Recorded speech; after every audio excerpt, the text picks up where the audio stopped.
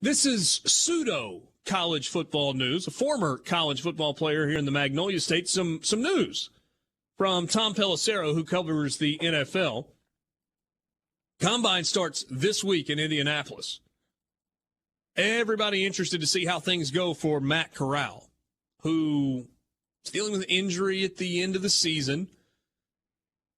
Only started throwing again a couple of weeks ago. Back fully healthy, but he will not throw at the Combine in Indianapolis. Of course, talking about Matt Corral. Ole Miss quarterback Matt Corral will not throw this week at the Combine, continues to work his way back from an ankle injury suffered in the Sugar Bowl. Corral resumed light throwing 2 weeks ago, and the plan is to be a full go for Pro Day on March 23rd. So a little over 3 weeks from now. That, of course, will be on the Ole Miss campus. Do you think if he had been fully healthy, Matt Corral would have thrown at Pro Day? I'm sorry, at the Combine? Or do you just go Pro Day, period? I would say throw at the Combine if you're completely healthy, because there seems to be no separation between all these quarterbacks. A good Combine, you can maybe elevate yourself to that first quarterback taken. I just feel like between him and Pickett and, God help us all, Malik Willis, nobody knows who that first QB off the board is going to be. You might want to try to do something to set yourself apart. And in terms of data points, Matt Corral is already missing one that those other two guys have, and that's the Senior Bowl. He was not eligible to participate in the Senior Bowl, despite being a senior academically. Athletically, he was not a senior and therefore was not eligible. Now, would not have played regardless because he was coming back from that ankle injury in the Sugar Bowl. But you had Kenny Pickett there. You had Malik Willis there. You had Bailey Zappi there. You had Desmond Ridder there from Cincinnati.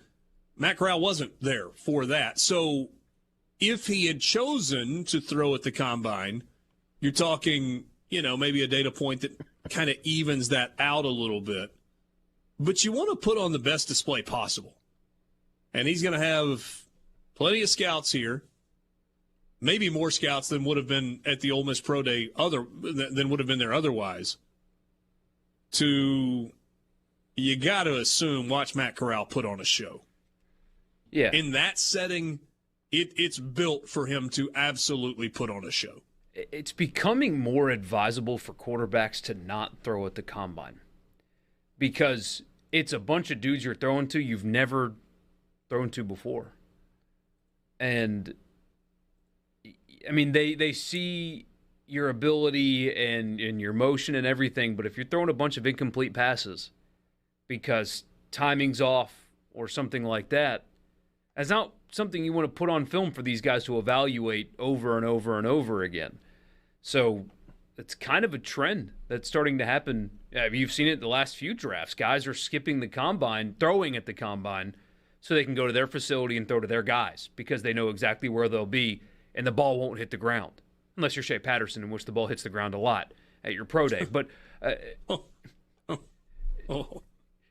and the extra time to get healthy is also beneficial. It's a big week for him still, though, because he's going to get pulled into these hotel rooms. And unlike DK Metcalf, I assume Pete Carroll, for example, is going to keep his shirt on this time. But he's going to get grilled. I mean, he's going to get asked about X's and O's. He's going to get asked about reading defenses, and they're going to give him a whiteboard and ask him to break stuff down. They're also going to challenge him. Well, you say you're mature, but are you?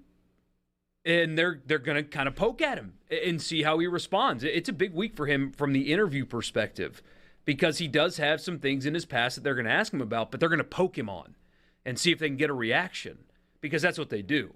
Every year we hear stories that players, one player in particular was asked if his mom was a worker just to see what his reaction would be. Now, that kind of question has been banned, but they push the limits in these interviews sometimes to see how you'll handle it. Trying to make players uncomfortable to see how they react in an uncomfortable situation. Yeah.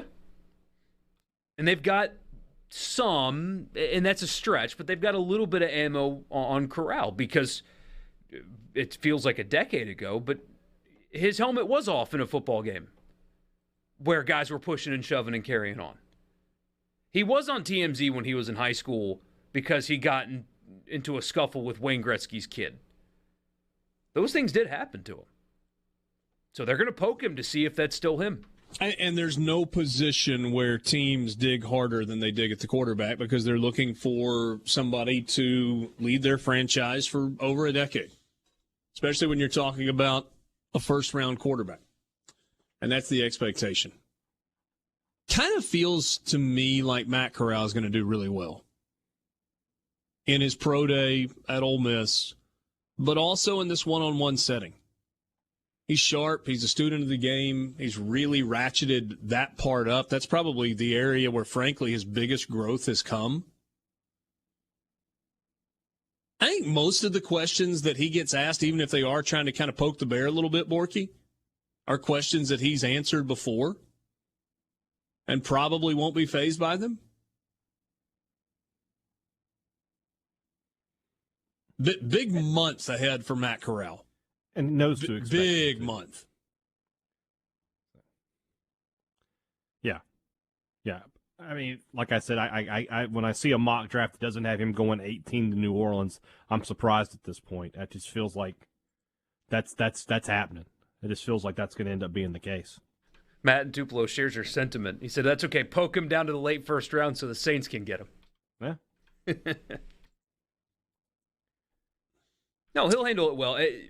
For whatever it's worth, I mean, who knows what it's like behind the scenes. We're not, in his head or in the locker room, but the way basic interviews have been handled for him, he sounds like a different player from 2019 to 2022. Completely different with the way he answers questions.